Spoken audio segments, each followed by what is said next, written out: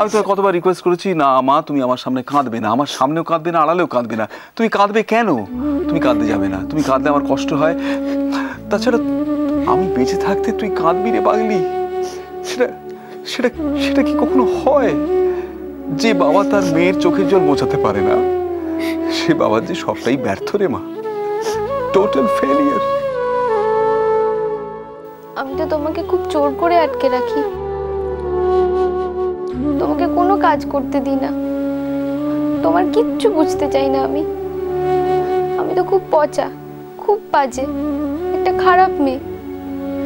যখন তোমাকে ধরেছিলাম না, তখন যতটা খারাপ ছিলাম, এখন ধরে আছি তো তাই এখন আমি আরো খারাপ। তোমার আমি সব ক্ষতি করে দিচ্ছি। তুমি তো মনে মনে কষ্ট পাচ্ছ বাহা বৌদির জন্য। তুমি তো বাহা বৌদিকে আমার থেকেও বেশি ভালোবাসো, আগে তো তুমি ওকেই নিজের মেয়ে ভাবতে। আচ্ছা, এই পাগলামিটা কি বন্ধ হবে নাকি চলবে? নাকি আমি কঠিন বাবা হব, তারপর চুলের মুঠি ধরে হিড় হিড় করে টেনে এনে কান দুটো মুলে দিয়ে গালে দুটো থাপ্পড় কষিয়ে আমি জিজ্ঞেস করব, আরে বাবার মন বুঝতে পারিস না? বাবাকে চিনিস না? তুই কেমন মেয়ে, কেমন মেয়ে তুই? এরকম মেয়ের আমার তো কোনো দরকার নেই, দরকার নেই আমার। হ্যাঁ হ্যাঁ, আমি তো তোমাকে বুঝতে পারি না। তোমাকে একটু আঁকড়ে থাকতে চাই, একটু সামনে ধরে রাখতে চাই, তাই তো তোমার এত ছটফটানি। তুমি তো আসলে মনে মনে চাও কতক্ষণে চিনির হাত থেকে রেহাই পাবে, চাও না বলো? ও বাপরে বাপরে বাপরে বাপরে বাপ, এ কি? হ্যাঁ পাগলি কি বলছে ও দোয়েল? এ পাগল খেপলো কখন? হ্যাঁ হিংসুটে, এই হিংসুটে, এই হিংসুটে আমি তোকে ভালোবাসবো মানে কি অন্য কাউকে ভালোবাসতে পারবো না? না, মেয়ের মতো আর কাউকে ভালোবাসা যাবে না। একটা মেয়ে থাকতে তোমার আর মেয়ের দরকার কি? ঠিক ঠিক ঠিক। আচ্ছা এই অঙ্কটা আমার মাথায় কেন আসেনি বলো তো দোয়েল? ঠিক তো, ও তো ঠিক বলেছে। একটা মেয়ে থাকতে আমার অন্য কোনো মেয়ের প্রয়োজন কিসে হয়? হ্যাঁ তুমি আমার সঙ্গে তামাশা করছো? ওরে বাবা, তোমার সঙ্গে তামাশা করবো কি মা? আমার ঘাড়ে কটা মাথা আছে, তোমার সঙ্গে তামাশা করবো? তুমি আমার অতি বড় গুরুজন, তোমার সঙ্গে আমি তামাশা করতে পারি? কি বলছে দোয়েল? তুমি তো তাই করছো, আমার সঙ্গে মজা করে কথা বলছো। আচ্ছা বেশ, আমি কথাই বলবো না, আমি কথাই বলবো না, তুই বল আমি শুনি। হ্যাঁ তুমি তো এখন তাই বলবেই। তুমি আমার উপর বিরক্ত হয়ে গেছো যে? আচ্ছা আমি তো মহা জ্বালায় পড়লাম দোয়েল। হ্যাঁ এ তো এবারে শাঁকের করার দেখছি, এ তো আসতে কাটছে যেতে কাটছে। হ্যাঁ রে, হ্যাঁ রে, তোর কি একবারও মনে হচ্ছে না যে আমি এত পরীক্ষা দিয়ে, এত পরিশ্রম করে, এত সাধ্য সাধনা করে যে মেয়েটাকে পেলাম, সে মেয়েটার কাছ থেকে আমি দূরে চলে যেতে পারি নাকি সে দূরে চলে গেলে আমি সহ্য করতে পারি? বল তুই বল। ওসব তোমার মুখের কথা, একটাও মনের কথা নয়। না রে মা, না, তোর এই বাবার হয়তো অনেক দোষ আছে, হয়তো অনেক গুণ নেই, কিন্তু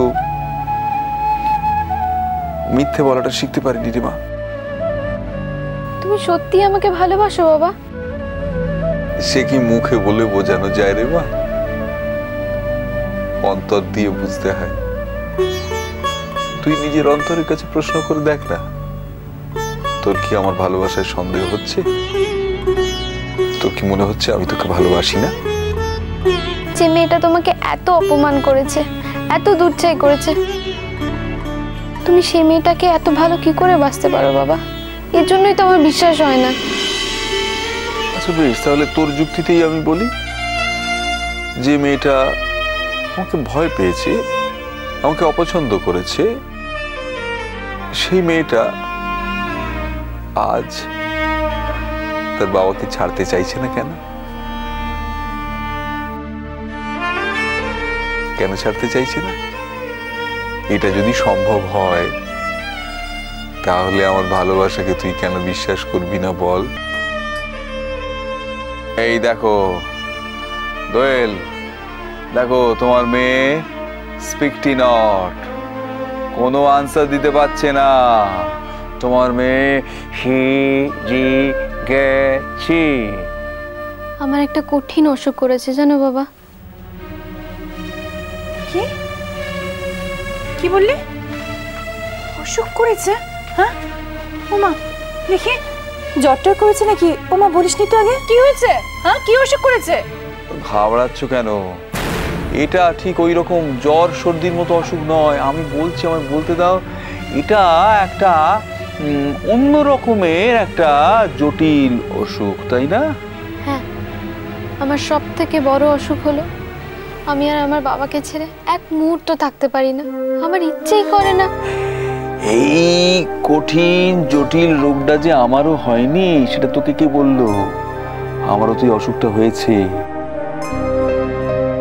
আমি তো আর তোকে ছেড়ে থাকতেই পারি না। হ্যাঁ রে, বিশ্বাস কর, কর্তব্যের জন্য নানা রকম কাজের খাতিরে যাবার কথা ভাবি, কিন্তু তোকে ছেড়ে একবারও বাইরে পা ফেলতে আমার ইচ্ছে করে না। নাহলে দেখ না, আমার কত কাজ, কত কত কিছু বাকি রয়ে গেছে। দিল্লি দিল্লি, দেশ বিদেশ, কত সেমিনার, কত ইউনিভার্সিটিতে পড়ানো, কত ছাত্রছাত্রী, কত সম্বর্ধনা, এসব আমার কাছে কি একটা মূল্যহীন মনে হয়। এদের টান কেমন করে আলগা হয়ে গেছে রে মা। এখন শুধু আমি ভাবি কি জানিস, আমার যা কিছু জ্ঞান চৈতন্য, আমি যা শিখেছি, যা জেনেছি, সবটুকু উজাড় করে তোর দুটো হাতে দিয়ে যাব। তুই জ্ঞানে চৈতন্যে ফুলে ফলে ভরে উঠবি, আর আমি একটু একটু করে তোকে সাজাবো, একটু একটু করে আমার মাটাকে সাজাবো। আমি তো অন্যভাবে সাজাতে পারি না রে মা। আমি শুধু পারি ওই জ্ঞান বৃক্ষের গোড়ায় রোজ একটু করে জল ঢালতে, আর আমি কিচ্ছু পারি না রে মা। আমি আর অন্য সাজতেও চাই না বাবা। তুমি আমাকে যেরম করে সাজাবে সাজাও। আমি আজ সারা দুনিয়াকে চিৎকার করে বলতে চাই, আমি ডক্টর তমজিৎ ঘোষের মেয়ে। আমি একজন প্রাউড ডটার। আমার বাবার কারণে আমি এই পৃথিবীর সবচেয়ে অহংকারী মেয়ে, সব থেকে গর্বিত মেয়ে। মারে,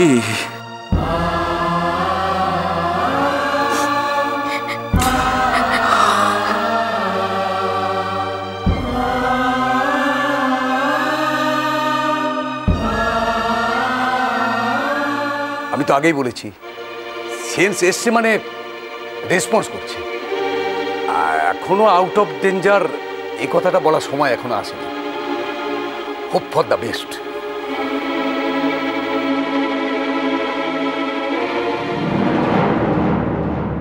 কে ও? কোথাকে যেন দেখেছে আগেতে, এখন কোথাকে আনছে মনেটা বলছে তোলা।